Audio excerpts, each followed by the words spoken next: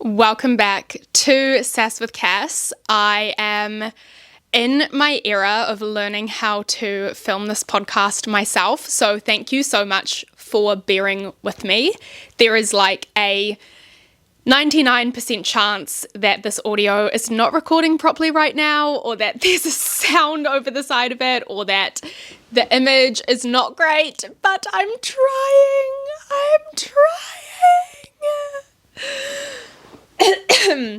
The reason I'm trying is that I know a lot of people like to watch podcasts, and then I know a lot of people like to listen to podcasts.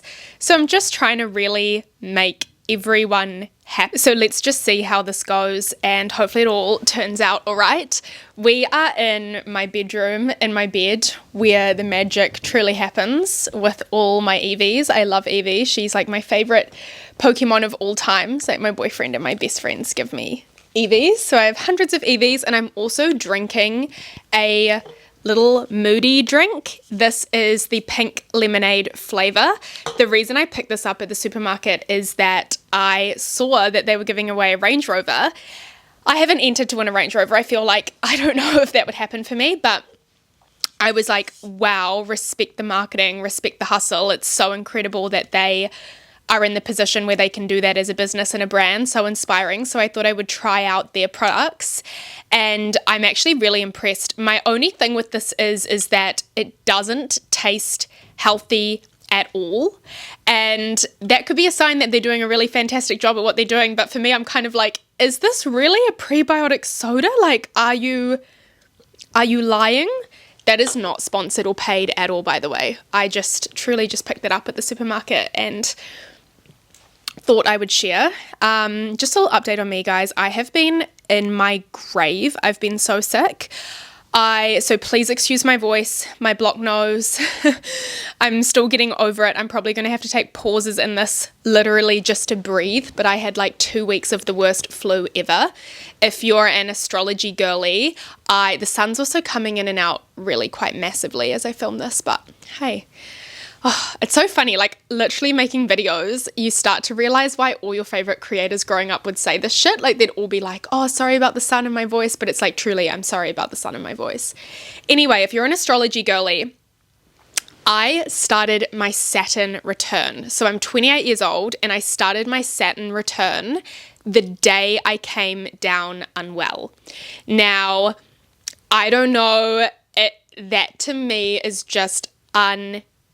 If you don't know what a Saturn return is, it happens about between ages 27 to 30, and it's where Saturn, which is the planet, like the grandfather planet, the planet of structure, hard work, like discipline, ethic, following the rules, like slow, heavy grind. It's kind of like the planet that keeps you in check. And it's where your Saturn return is when Saturn returns to the same place in the sky that it was when you were born. And basically the theory is that if you haven't been living in accordance with who you are, or like your place on Earth, Saturn will come in and he's kind of going to go, okay, this isn't fucking working, you know? And people often who aren't astrology based will talk about how their whole life changed between 28, 29, 30. And if you don't know about it, then you might just think it's nothing, but it's kind of a point of maturity. It's really meant to mark the time that you move from a child to an adult. People can get really scared about it, and I think there's a lot of like fear mongering about it, but actually, I think it's a really positive thing, and I think if you lean into it, it can bring you some of the greatest blessings ever. But one thing's for sure, it's definitely a moment where you want to check yourself and check your discipline and kind of just not take, I don't know, if there's anywhere you've been sticking your head in the sand and you're in your Saturn return, you will feel the consequences of that. Whereas when you're younger and you kind of go, oh, I'm going to ignore that, it sort of just kind of goes away, whereas the Saturn return won't. And certainly if there's anything that's out of alignment, you're going to feel that 10 times harder. So if you want to look up when yours is, I'm sure there's a bunch of calculators online. Just search when is my Saturn return, or if you want to learn more about it, but I just started mine. And the start of mine has been the worst flu of my life.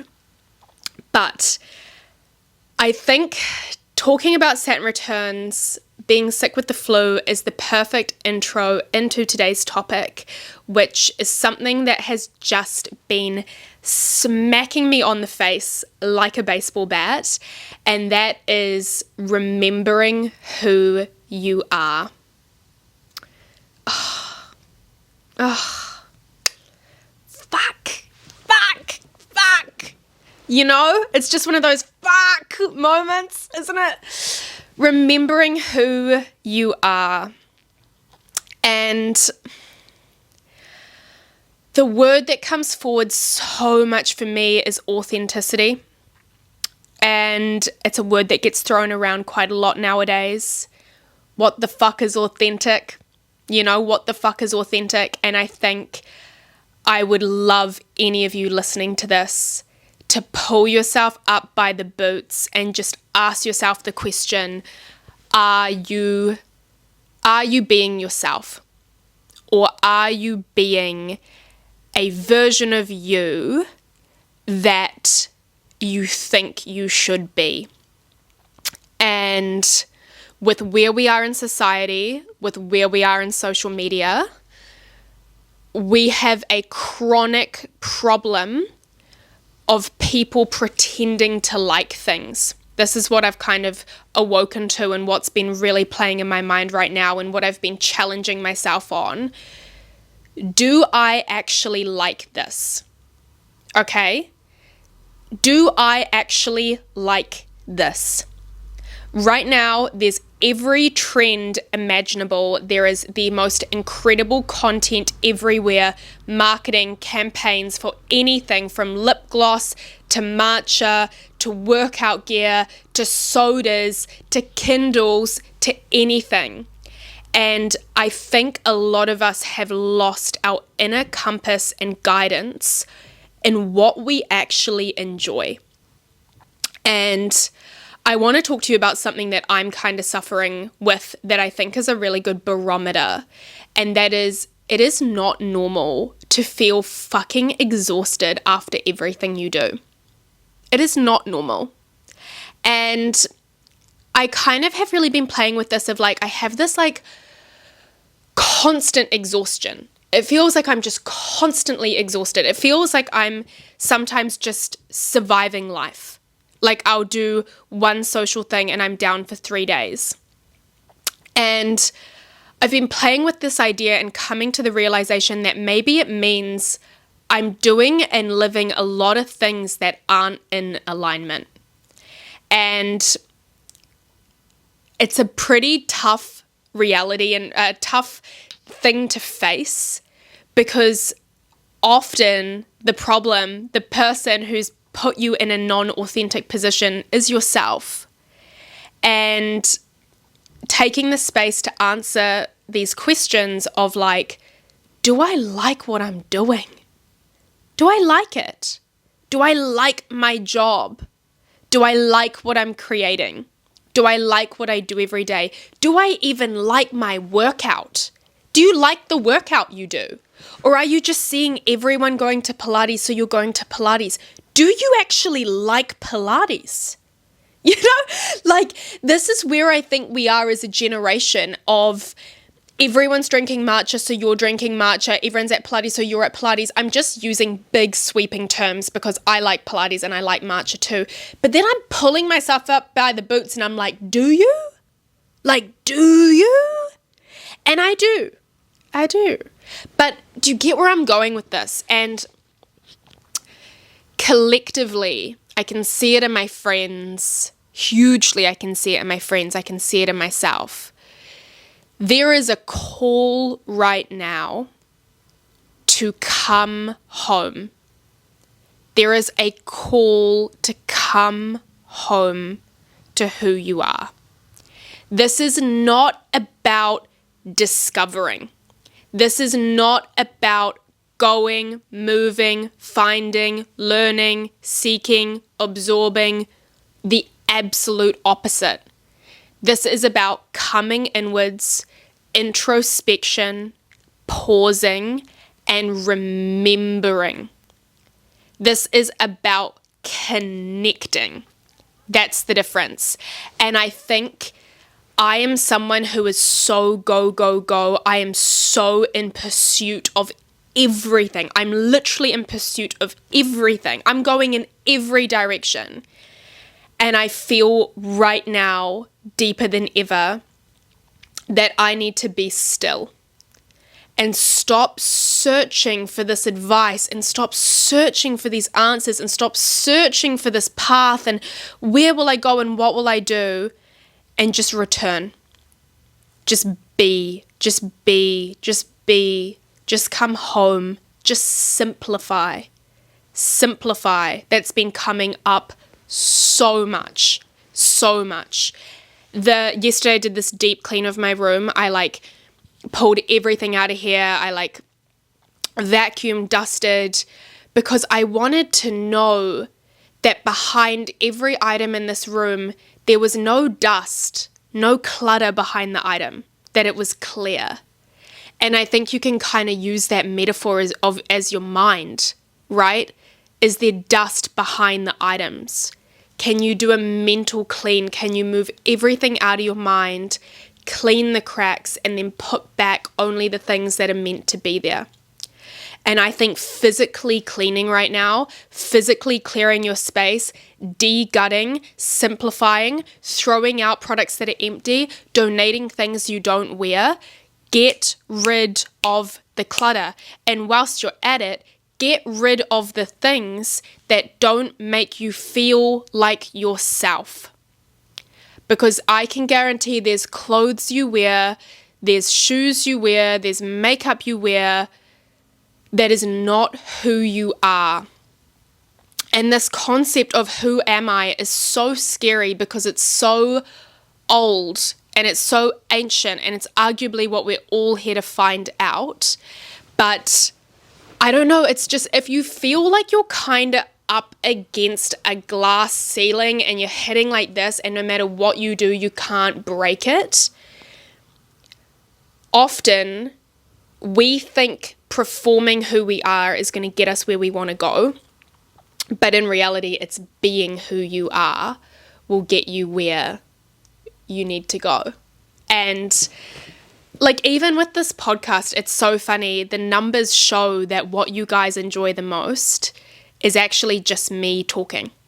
And I felt so much pressure to have crazy guests all the time, upscale it always, and that stuff is awesome and I totally want to do that too.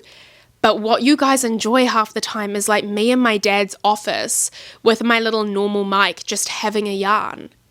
And I don't know, I think that's the most beautiful example of we put so much pressure on ourselves to sometimes kind of be something we're not.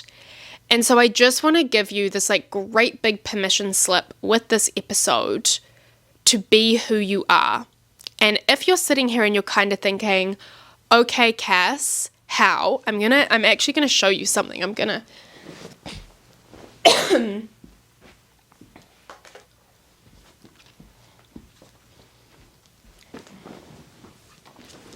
Okay. So this is a photo, if you can see it on the video, of my first pony ever. Her name was Panache. And I'm pretty sure this is the first ribbon I ever won on a pony. And I would have been maybe 12 years old in this photo. It was taken in Pukekohe. And I am so proud. I'm so proud. And I found this photo when I was cleaning and I've put it on my mantle sill. So something you might not know about me is I was a professional horse rider. So I rode horses from up until the age of about 19. I owned 3 of my own. I competed around New Zealand. I competed at Horse of the Year, which is one of the biggest kind of horse shows you could go to. I spent every weekend with my horses. I was a show hunter, show jumper, so all jumping, showing disciplines. And that's how I grew up. I grew up on farms. I grew up with my head in every horse book I could get, reading Flicker and Black Beauty and the Saddle Club, and just totally horse obsessed. I grew up riding out over paddocks and farms and hanging out with all the other kids who liked horses too, and that was my upbringing, like full crazy horse girl moment. And I have felt so called to return to horses. Oh my God, I can't even talk about it or it makes me want to cry. Like the last 2 years, it started to knock on my door. Like it really started to knock. And then within this last year, it started to scream. And I just knew I had to get back into it. So I've begun taking horse riding lessons again. When I tell you it is the highlight of my week, I mean it is the highlight of my week. And after my first lesson, I truly was literally dreaming of it. I felt like I was 12 again, like I was on my morning walk and pretending I was on a horse, like jumping over little points of the pavement. So the reason I tell you this is if you're struggling with this concept of who am I, what did you do when you were younger? What is your horse riding? What was the thing? Because we all freaking had one. Like, oh my God, we all had these dreams and we all had these things that we loved. And like, part of me just so deeply wants to go back to that point where I was playing fairies in the garden with one of my best family friends and inviting my teddy bears to tea parties and riding my pony and pretending I was riding him through a magical forest. Like I literally feel like I want to go back to that way of being. I'm not kidding. I'm like, I don't want to do fucking life. I want to go ride through fields. And just giving yourself that crazy permission slip. If you could just like wipe the whiteboard clean. Like I even played with the idea. I was like, do I need to go work on a horse farm? Like, do I need to literally go make my full-time job horses? Like, is this my life's purpose, you know? And I know that sounds fucking insane. And I'm not saying I'm going to do that. But think about you and think about what's your photo from when you were 12 or 13 or 14. What was the thing you couldn't shut up about, that you were obsessed about? And when was the last time you did it? And whilst you're at it, when was the last time you did something purely just for fun and purely just for joy and purely just for pleasure? And I'm sorry, we are fucking obsessed with achievement. We're obsessed with achievement. I'm obsessed with achievement. Achievement means validation and attention. Fuck yeah. When was the last time you did something for fun? I'm waiting.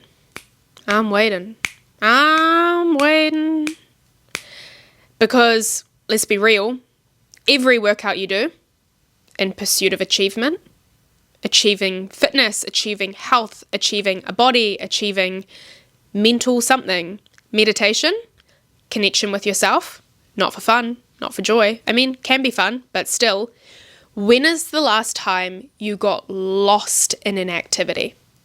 Like painting and no one's going to see it and putting the paint everywhere.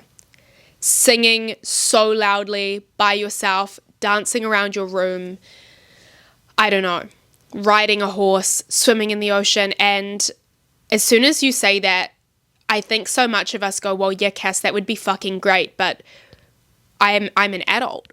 I have to live my life. And it's like, what fucking life do you want to live, dude?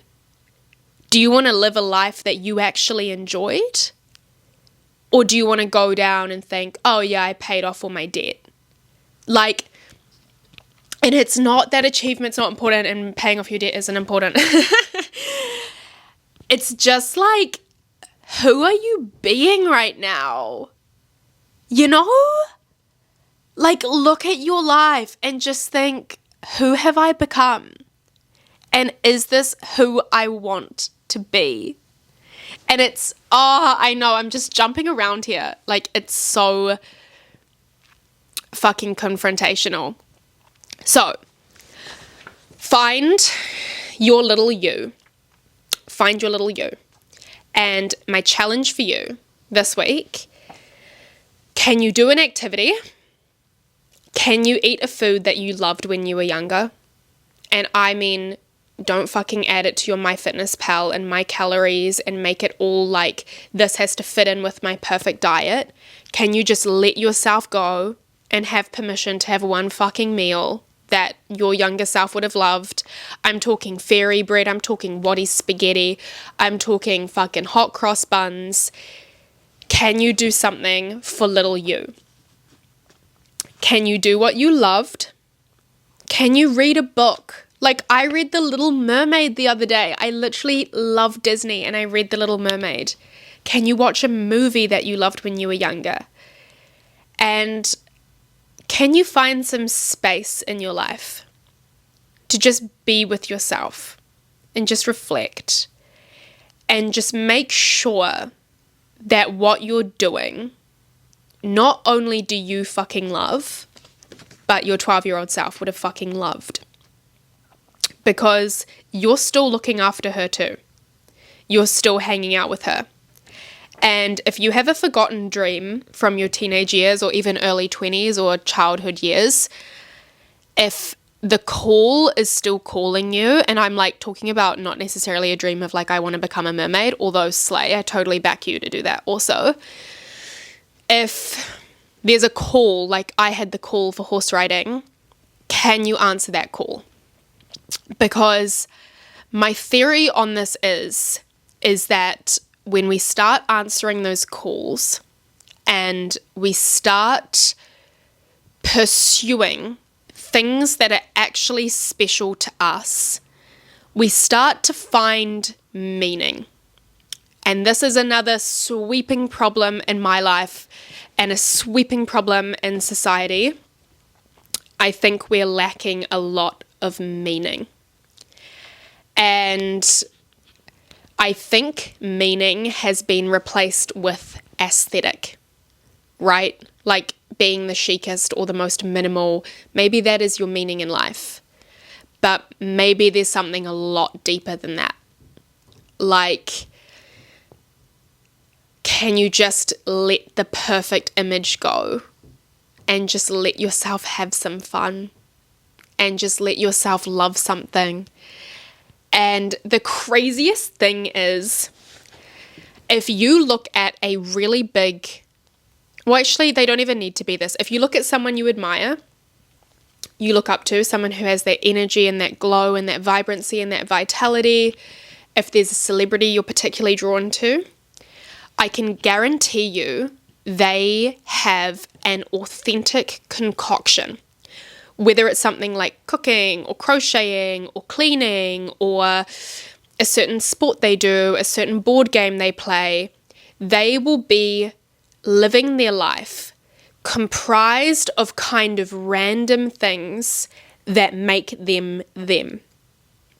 In my opinion, those are the most magnetic and also successful people I know, is the people who are, I don't know, it's just so fascinating. When you start to learn about someone and what they like, it's so fascinating, right? Like, oh my God, you crochet? Like, what? And then it makes you want to be like, oh, I want to try that. And when you see, this is the whole point, is that when you're living authentically, you give people permission to do the same. And when you start to do things you love, you'll realize that the people in your life, your friends, your family, not only do the same for themselves, but they get on board with what you're doing. They're like, oh my God, I want to come to horse riding with you. That's so cool. I'd love to watch you. It's an interesting thing to share. And then we start to build these really interesting lives, because then your friends start doing interesting things. Then your partner and you have a new thing to share and go do together. Then you have a new string to your bow and you start to become this interesting, vibrant person. And then back to my beginning point, you're no longer exhausted after everything you do because you're doing things you love, things that nourish you. And you will always know if the work you're doing or the things you're getting involved in are the right things, because it feels like this golden fountain inward. It feels like as you give to it, it gives to you. This law of reciprocity, I can't even say it properly, reciprocity, coming back, flowing, like it's like water flowing in a circle. It's give and it's take, it's give and it's take. And if you want a little barometer for this stuff, is if you feel like you are give, and that can be in anything. That can be in a diet, a morning routine, a workout, a friend group, a business meeting. I don't know, wherever it's give, and you're not receiving in return, it's not a soul nourishing exercise. And the journey I'm talking about is a long journey. We can't all flip our fingers and be riding a horse in a field and playing with fairies. Or can we? But it's about starting this really small. Start really small. Find that photo of yourself, put it on the mantelpiece. Do one thing today that you loved when you were younger. Just take the time this week to just ask yourself before you get dressed or before you go do something, do I like this? Do I like this outfit? Do I like this fucking thing I'm going to go do? Do I like these people? Just anything. And I really give myself credit because I'm in the process of, I feel a lot closer to who I am than I did a little while ago. Habits, practices, things. I'm back to reading. I love reading. The Kindle changed my life. Just small things. So that's my point. That's what I've been thinking about. Authenticity, who you really are, and doing things simply for fucking joy and fun, and not always achieving. Giving yourself the permission slip to simplify, to come back to yourself, to be still, to declutter your mind, declutter your space, and to not always feel like you're constantly having to fucking do something and be someone and achieve something. Like, you are beautiful and great just as you are. Give yourself the time to actually enjoy the masterpiece you've made. Because I know you've worked hard on yourself. I've worked so hard on myself. So just fucking, do you ever just take the time to be like, let me enjoy what I built? Because I'm sure, we all have a story. We all started from somewhere. I'm sure you've had really hard moments in your life. And just be like, I fucking made it through that. And I'm allowed to enjoy this thing. I'm allowed to enjoy this state of being and bliss and pleasure. Yes. Okay, so I just recorded that entire thing and realized I hadn't filmed in 4K, so it's kind of fuzzy. So I do really apologize to that if you watched it. However, the audio seems fairly good, so proud of that one. We're getting there. Thank you so much for listening to this. You can find me on my Instagrams, Cassandra Grod, my business, Models by Cass, if you want to do any courses and how to actually see transformations in yourself, which I love doing. Very, very passionate about self-help and self-discovery and all those kind of things. So that's over there. This podcast, which is on YouTube, on Spotify, on Apple, and if you want to help me out, giving me a review on this podcast on Spotify or Apple makes such a big difference for me. If you have the time to drop a comment, drop a review, give me 5 stars or a thumbs up on YouTube. Any comment or any expression that you enjoy this content and what I put out means a lot. It makes a really, really big difference, both for myself and for any creator you follow. I really think when you're just absorbing content, you probably don't realize how much it actually means to creators. So always massively appreciative of that. And other than that, I will see you on the next one. Bye.